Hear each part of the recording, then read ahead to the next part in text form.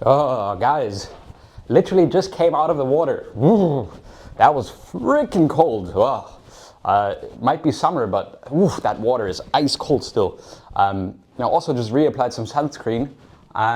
Do you see if I still have any sunscreen in my... Oh, yeah, okay.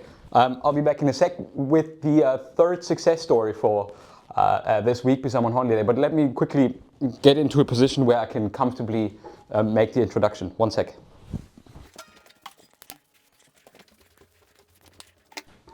Much better. I love these holiday videos, right? Right. So this week, enough with the fun and games. We're here to talk about tinnitus, and this is a rather serious topic sometimes. So this week, I want to give you the third success story that I've talked about. So the last 2 weeks, we had Petra and then Stephanie from our community program, and this week we have Rick, also from the US, and Rick is also here to talk about his success story, also the director's cut. I hope that you enjoy Rick's story. Without further ado, I don't want to talk too long. If you're looking forward to joining us and finding out more about our program, go to www.MyTinnitus.Club. But let's get into Rick's personal habituation journey and inside our tinnitus community and club. And yeah, this is the last holiday episode. I hope you've been enjoying it. By now, the drink is a little bit stale after 3 weeks, but still doable. We Germans have a very good stomach when we are in Germany. How many times have I gotten sick in South America and Asia? Asia, not so much. South America is worse. But yeah, so this week, Rick's story, Rick's habituation journey, editor's cut from myself. And hope you enjoy it. Click on the link in the resources below to get my free 4-day course to habituation and how you can get started. I hope that you enjoyed. I hope that you had a good summer. And let me know in the comments what you thought about Rick's story. Thank you, and to the next one.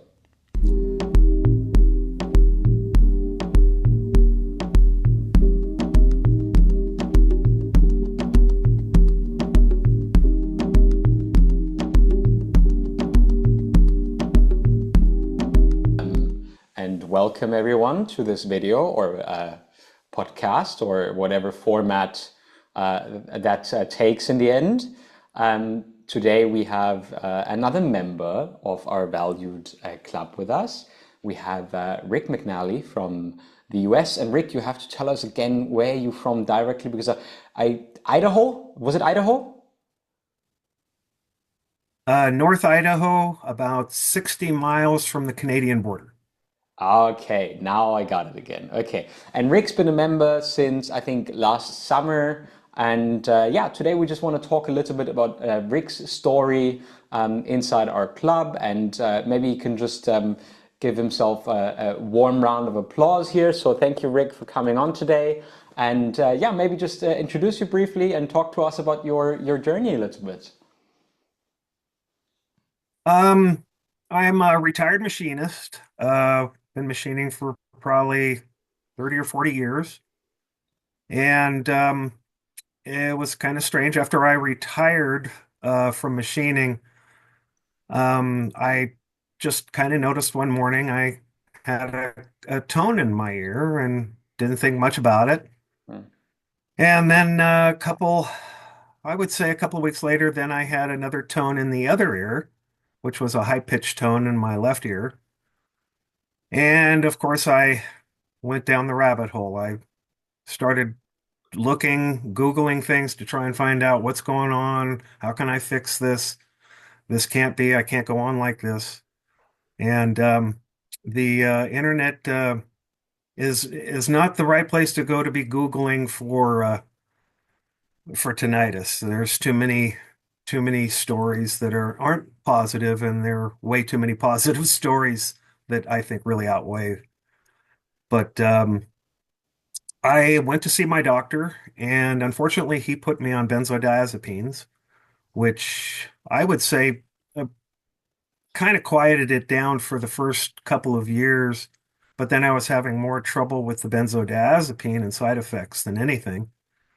So it took me, I think after 6 years, it took me another year to get off of it and a year of side effects. And if the doctor ever asks to put you on a benzodiazepine, 4 to 6 weeks is the maximum, and not 4 to 6 years. That's just not the right thing to do.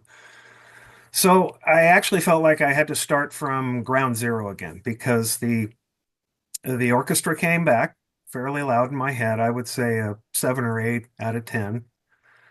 And again, I started looking for things and I found Frieder. And I found your YouTubes and I found your podcasts. And that was the beginning of getting my life back. And I, I I can't say enough about all the things that you've done for me, the all the information, all the practices and the exercises and the community meetings, pairing up and being a buddy system. It helps us. We work back and forth with each other. We keep each other going forward and using positive affirmations and everything to let you know that you're in the right place. And it's a journey. It takes everybody time. Everybody's different.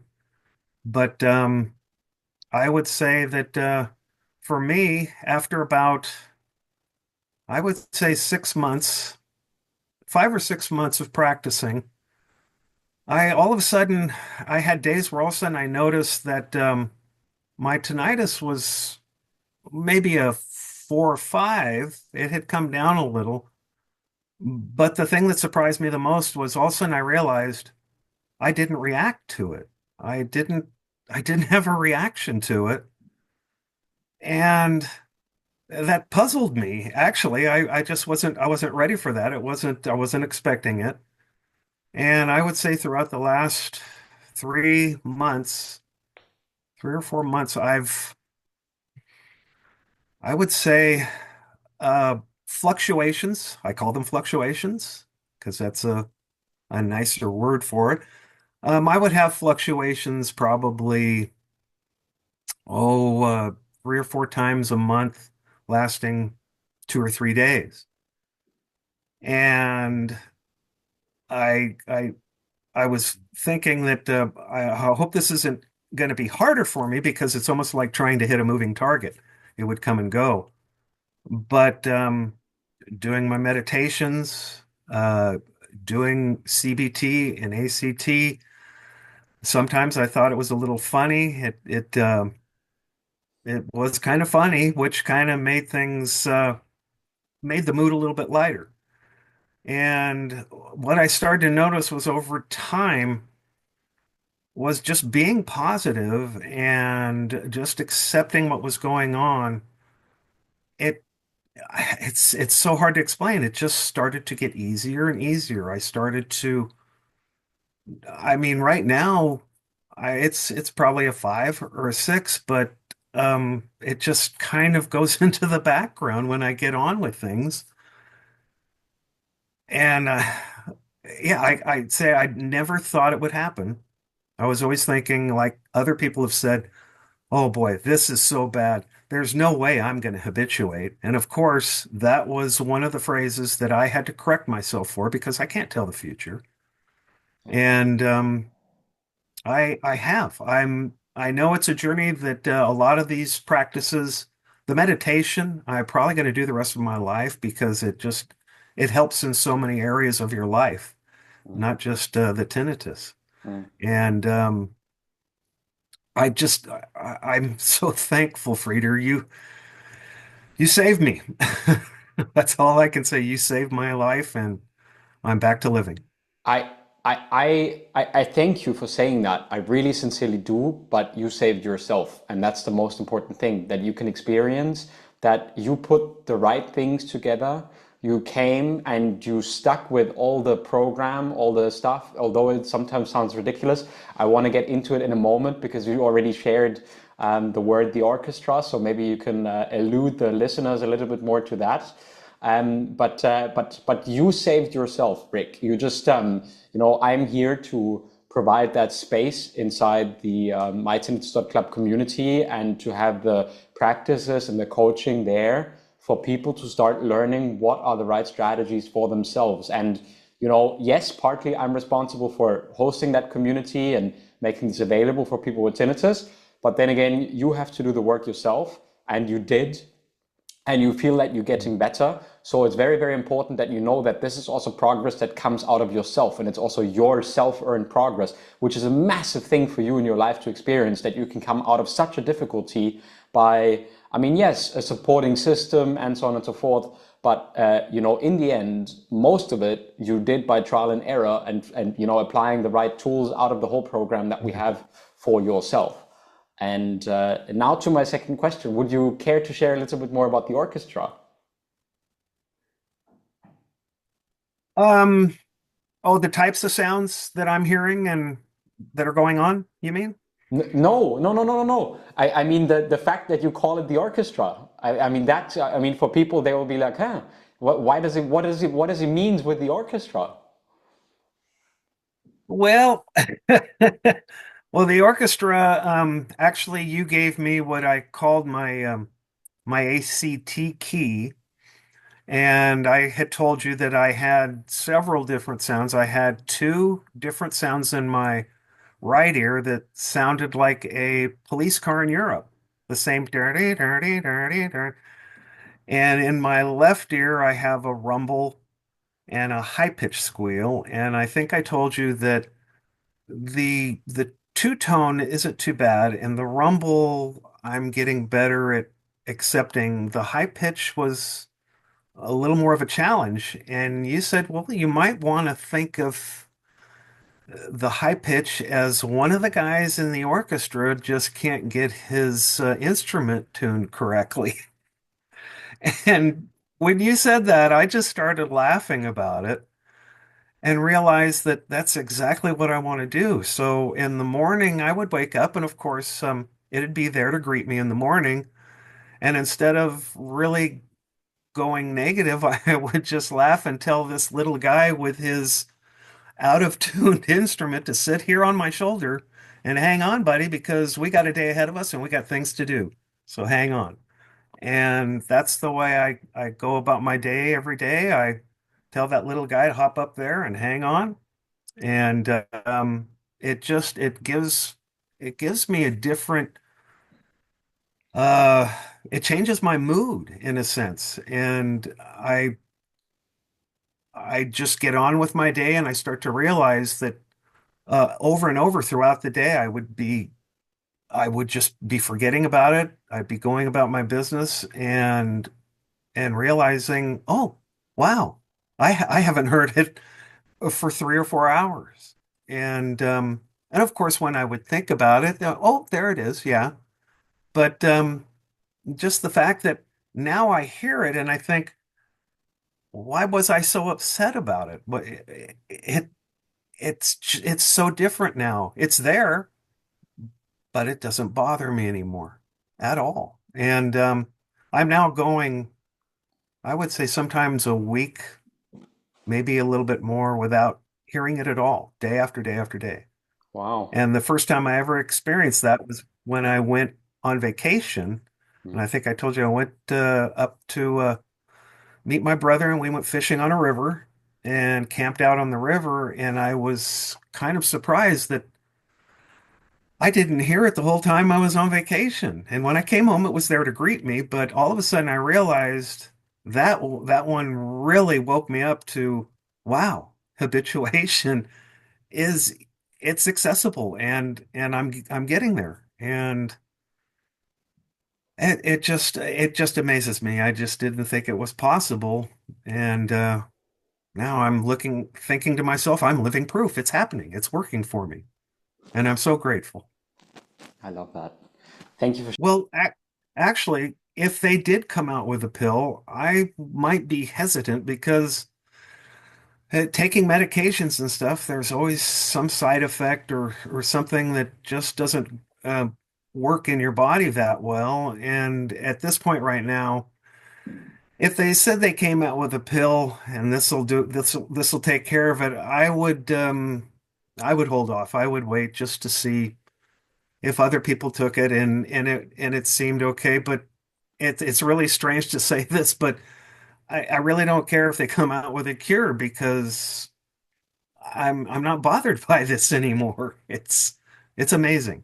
It's just amazing. That's what I'm trying to tell people, right? I'm the same. Like, I mean, everyone knows, everyone listening to my podcast or watching my videos, like I'm deaf in one ear, I have this hearing aid and a high tinnitus, and I'm the same. Like, if they offered me a pill now, but there was a 10 to 20% chance of developing some kind of like rare brain tumor, I wouldn't take it. Not for money. Like, I would not take it. Like, my life's pretty good even with the high pitch intense tinnitus and my hearing loss. Like I'm absolutely fine with it. So and that's the misconception that people have to get over. And I just wanted to ask you, what do you think has helped you most getting over that misconception that you have to get rid of these sounds in order to start living your life again? Is there anything in particular that helped you get over that misconception? Um, the meditation and I think what did help a lot was exposure therapy, and I I would I would usually, if I meditated, it was focusing on my breath and sending my thoughts on down on leaves down the river or in the Yeah, clouds, yeah, and then I started focusing on the sound of my tinnitus. I would wait until I felt really good and comfortable and relaxed, and I would do it then. And I would do probably about 5 minutes, and now I'm up to a half hour, 45 minutes. I will probably most days I concentrate on my breath, and I would say 2 or 3 times a week I will use my tinnitus as my focus point. And actually listening to it to a point where the high pitch seems to fade and the rumble is what I hear the most. And it's just a comforting rumble that I listen to, and sure enough, my mind will go off on some thought or something to do in the day or something I need to get done, and I'm like, oh, hey, back to the orchestra.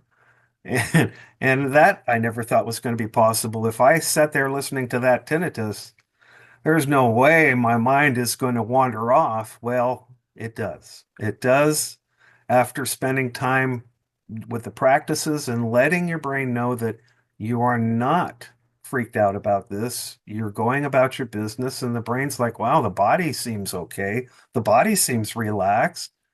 I guess this isn't that big of a deal. And it that's how it worked for me. I'm amazed. I am totally amazed. yeah. Yeah, start to mark down every little win and celebrate every little win. Let myself know that, yeah, the sleep was that I forgot about. The sleep was very difficult for me. And after a while, I just started to notice I probably sleep between 6 and 7 hours. And getting to sleep was one of the hardest points.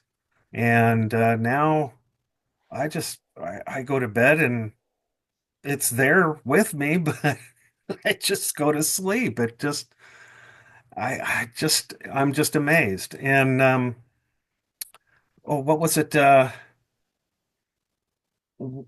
When I was when I was trying to sleep, I was using a lot of sound. I was using a fan. I was using crickets. I was throwing everything in there. And so what I did slowly, and you suggested it, was to just maybe get rid of one sound, then maybe get rid of another, and or turn it down and just see if progressively I can get used to just going to sleep with the sound. And yeah, it started to happen after I went on the vacation and came back, and I'm like, wow, 5 days and I didn't hear a thing. That momentum and that positivity that I had, I think I was at a point where, yep, I'm not going to use any sound tonight. I'm going to go to sleep and it's all going to work out. And I woke up the next morning. I was like, wow, I did go to sleep without any sound. And yeah, all along the way. And I always told myself with the fluctuations that this was just temporary. You know, it's not going to last forever. I'm going to come back down to a base base limit, and the patience too. Yes, you got to have patience and patience with yourself. Oh, and one of the boy, some of the things that the self-compassion and the self-talk that sometimes you give to yourself and blaming yourself, or it just you don't want to blame yourself. This is just something that's happened, and it's just a body sensation. And I'd give myself a big hug, and like you say, the hand on the chest.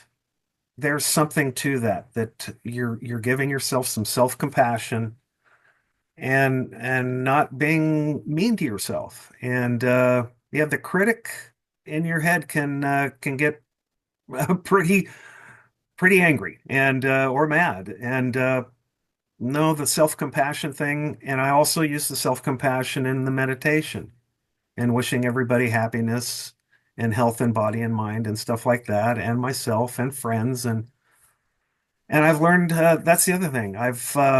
The positive out of the tinnitus is that I've learned more about myself than I ever thought possible. I uh, I did spend a lot of my time going on autopilot and not really mindful of the present moment. And this has changed me in a way that I don't think I would be here with this thought of myself and how I've changed if the tinnitus never happened. And I think I'm a better person now than I was before the tinnitus. Yeah. Thank you, Rick. I really, really appreciate you taking time today out of your enjoyable life now. I really, really appreciate that. Thank you for sharing all of this with us today. It's really, really meaningful also for me. It's for me really important that more people get to see that this is possible, because we want to inspire hope, not despair, like in many other unregulated forums. So I want to draw attention to the fact that Yeah. this is not an unregulated forum, but it is a step-by-step program, guided and supervised by me, together with people from all over the world. And I think what's really, really important, what really stood out for me, is your amazing transformation and your personal growth, that is not Yeah. not only due to tinnitus, but also due to your openness and your acceptance of working with new things, and getting excited. Like we sometimes we get older, we lose our ability to get excited, but I still see that excitement in you sometimes, and I love that. Or when you talked about the trip with your brother going fishing, and that just touches you, and it touches everyone else, I think, listening. So it can inspire people who listen to this and who view this to maybe go out and do things like that themselves, and to stop perceiving the only thing is the world is negative constantly, but to really go out and pursue things they love again, and little by little get better with their tinnitus as well. So thank you for taking the time today. Thank you for Yeah. talking to us, and yeah, thank you for being such a valued member of MyTinnitus.Club. Yeah. And again, the club, being in the community, it's just so comforting to be, you're not alone and you're with people that are on the same journey and they understand what you're going through. There's no better way to do it, I think. It's very comforting. Thank you. Fantastic. I thank you so much, Frieder. Thank, thank you, Rick. It was a pleasure. Thank you for taking the time to talk to us today. And yeah, hope to catch up with you very soon, okay? Thank you for taking the time. Okay. Oh yeah. I won't be a stranger. Okay, great. Thank you, Rick. Yeah, I hope you guys enjoyed the story that I recorded with Rick. This brings us to the end of our holiday special. No more weird setups of wearing weird stuff before I start the videos. Let me know what you thought of that. Was it weird, or did you like it? Should I do something like that more often? Felt a little bit weird, but I also like to keep these videos fun. Although tinnitus is a serious topic, I do realize that. But what is life without a little bit of fun, right? So if you enjoyed it, then go check us out at www.MyTinnitus.Club for the 12 weeks program that Rick also went through. I hope you enjoyed his story and my editor's and director's cut. Of course, you can find all of these success stories in long form interview, 30 to 40 minutes, in the success stories playlist here on my channel. Thank you as usual for watching. Next week we have a normal topic video again here on YouTube. Thank you for watching and tuning in. You also have my podcast, more than 120 episodes, the Tinnitus Habituation and Relief podcast with tinnitus coach Frida. You can find that on all major podcast platforms, Spotify, Apple, iTunes, podcasts, blah, blah, blah, everywhere. So yeah, I will go back to enjoying my holiday now. Maybe still a bit of sunscreen. I haven't checked anymore. That was maybe not the smartest, but I hope that you guys had a good summer, and I'm wishing you all the best, and thank you for watching. Until the next time, bye.